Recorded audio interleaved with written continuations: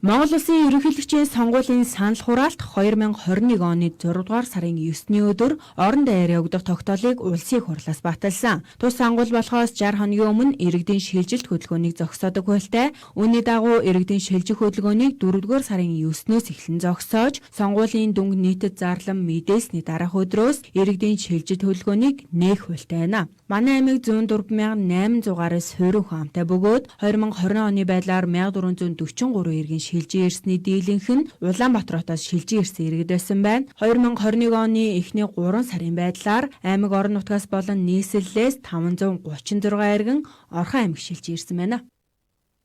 Монгол Улсын ерөнхийлөгчийн сонгуулийн тухай хуулийн 25 дугаар зүйлийн 25-ын 1-д ерөнхийлөгчийн сонгуулийн санал хураах өдрөөс 60 хоногийн өмнө иргэний шилжилт хөдөлгөөний хуулиараа зогсоох ёстой.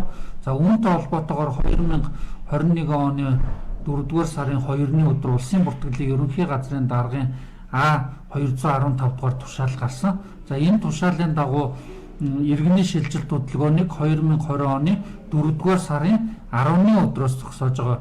Тэгэхээр иргэдэд анхааруулж хэлэхэд энэ хугацаа маань болохоор 2021 оны 4-р сарын 9-ний ажлын цагаар одоо шилжилт хөдөлгөөн дуусж байгаа гэж ойлгож байна.